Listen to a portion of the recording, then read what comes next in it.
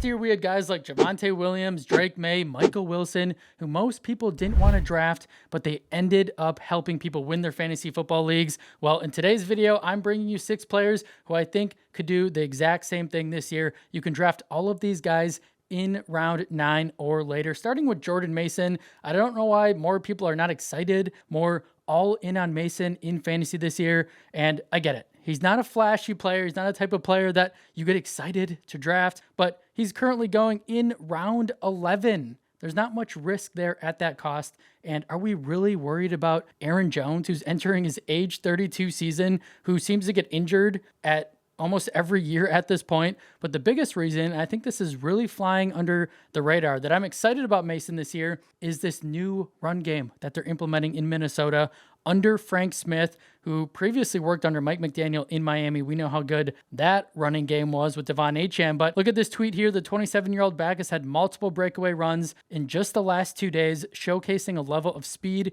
we rarely have seen from him when he's been running up the gut. It seems like Mason is benefiting from Smith's new outside zone run scheme. You love to see that, and he's been great in that scheme. He's averaged 5.8 yards per carry in his career compared to Aaron Jones, who's averaged 4.3. And we know Aaron Jones is more of the receiving back anyways at this point, right? I think Minnesota is building this run game around Jordan Mason, who's only 27 years old, who still has plenty left in the tank. And if this clip here doesn't get you excited, then I don't know what will. He looks great. He looks explosive. He's reportedly trimmed down, cut some weight this offseason, and that's pretty evident in this clip. He does look very fast. And listen, I understand. Mason didn't put up huge numbers last year, right? You're like, why should we get excited about Mason? He stunk last year. Take a look at that offense in Minnesota. It was not good with JJ McCarthy starting a bunch of games. This offensive line was not great either. Both of those areas have been massively improved this offseason, and all things considered last year, Jordan still ranked 7th in rushing success rate, 9th in missed tackle rate, 10th in explosive run rate, 15th in yards after contact per attempt, and in 4 games without Aaron Jones, Mason averaged 14.5 fantasy points per game. He was the RB16 over that stretch. I think he's going to be one of the biggest steals in drafts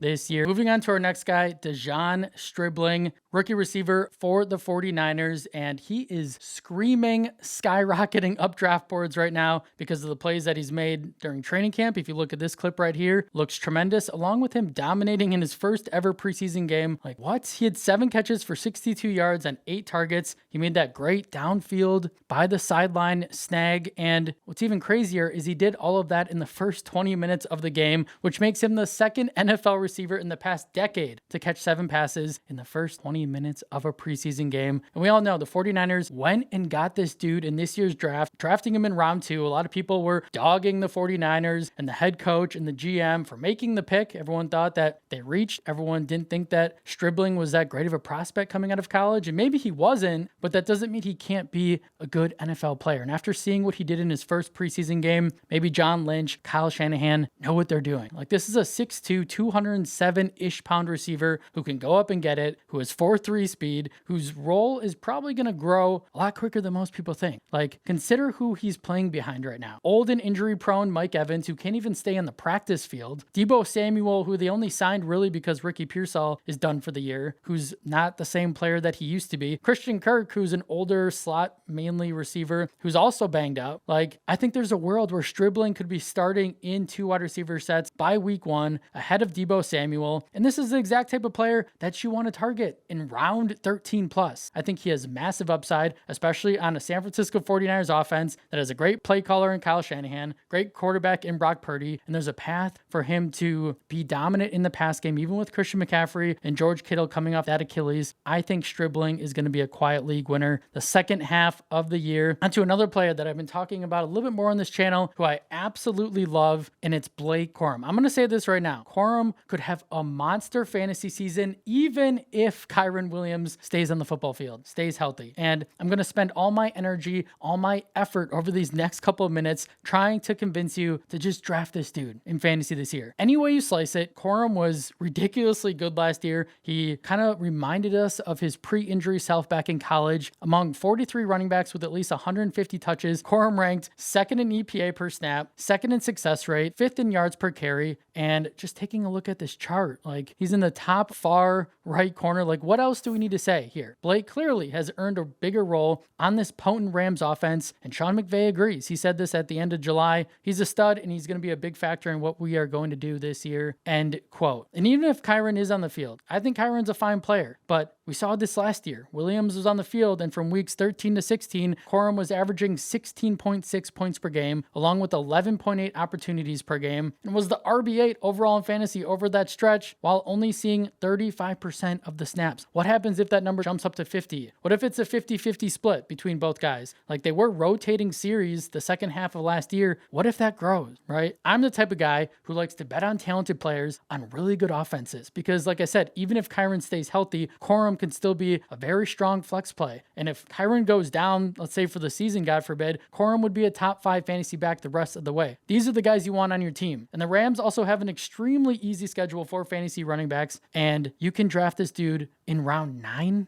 plus. Like, what are we doing? Corum has league-winning upside, and I think he's a very strong flex play all year long if Kyren stays healthy. Moving on to another guy who is getting a ton of buzz so far this training camp, and it's KC Concepcion. Listen, I don't like betting on guys that play for the Cleveland Browns or for the New York Jets any more than you do. But the buzz coming out of Cleveland right now is, and all the clips that we're seeing of KC, he's the real deal, I believe. And while the quarterback position is going to be average at best, whether it's Deshaun Watson or Shedeur Sanders, Concepcion has so many different ways to win on the football field, so many different ways to rack up fantasy points in the short to intermediate game, running out of the slot. Maybe they'll give him a handoff like they did in his first preseason game. Like, he's a jack of all trades. He's lightning in a bottle, and he had 72 all-purpose yards in his first preseason game. He had that really nice touchdown, 3 receptions. Like, he can do it all, and Ian agrees. The Concepcion experience was one of my favorite parts of week 1. Design touches, reverse for a touchdown, pop pass, one on the outside, got shoestring tackled on a punt return that looked like it was about to go the distance. This dude is lightning in a bottle. I am a fan. Todd Monken is clearly a fan. Everything that he's been saying is he's gushing over KC, saying he's warranted to be a first-round pick. He can do it all. He's a pure football player, and he's going to be deployed in a multitude of ways like we saw in the preseason game, which we love for fantasy football. This is a really talented player. And even Matt Harmon, who we know from Reception Perception charts receivers, he was blown away as he ranked KC first in success rate versus man coverage, first in success rate versus press, third in success rate versus zone, fourth in contested catch rate, ninth in broken tackles in space. This is a smaller receiver, but he plays a lot bigger than he actually is. And look at all those green arrows. And most were calling him one of the best route runners in this draft class, maybe the best route runner. And that data right there, looking at all those green arrows, backs up that claim. Again, he's on the Browns. You don't love that. Harold Fannin is still there. He's going to be a big part of what they do in the passing game. But I think KC could lead the Browns in receptions, in targets. He could be a PPR monster. And he has that big playmaking ability that we covet, that we love in fantasy football. And you can draft him in round 11 plus. Moving on to our next guy, Jacory Krosky Merritt. Do I really need to waste your guys' time hyping up JCM on this channel anymore? Like, most of you have got to be bought in, because I have been screaming from the rooftop to just draft this dude. But if you're still not convinced, let me try to sell you on him again. And let's start with the fact that Rachaad White is injured. He's not practicing right now. He potentially tweaked his hamstring or his groin in a joint practice. As of this recording, Rachaad White is not practicing. And I know everyone is terrified to draft Bill in fantasy because they added Rachaad White, who was a very average at best running back, signed him to a veteran's minimum deal, but they brought him in to be the pass down, pass protection back, right? He's not going to steal many carries from JCM.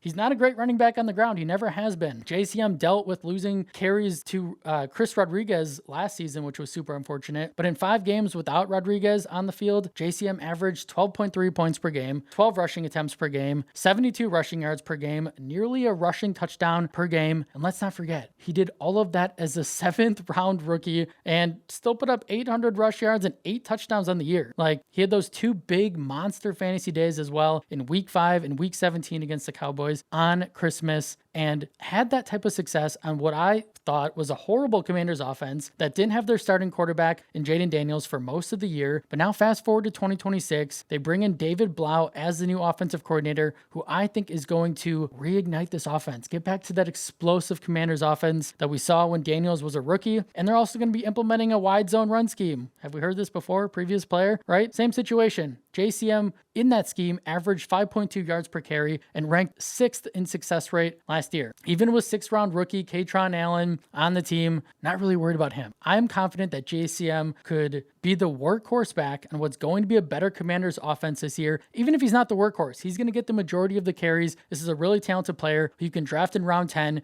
who could be an RB2 in fantasy, whether you like it or not. And our last guy on this list, Tyler Shough, quarterback for the Saints, closed out last season on an absolute heater. From weeks 13 to 18, he was the quarterback 4 in total fantasy points, and he was the quarterback 8 in points per game, ahead of a guy named Josh Allen. I don't know if you've heard of him. He also ranked 4th in passing yards per game, 4th in completion percentage over expected, 13th in passer rating, and was the quarterback 10 in total fantasy points from when he became the starter till the end of the year, weeks 8 to 18. But for whatever reason, he's going as the quarterback 21 on Sleeper right now. I don't really get it. I think Shough is a very talented player. I think he's very underrated, and he's going to continue to benefit from being on a very fast-paced Saints offense that ranked top of the league last year in terms of pace, plays per game, and is in an ultra fantasy-friendly scheme led by Kellen Moore, who I think is a great play caller. Even with first-round pick, first-round wide receiver Jordan Mason expected to miss 2 months with a hamstring injury, there's still plenty of weapons on this offense. Obviously, Chris Olave, Juwan Johnson is an underrated tight end. They bring in pass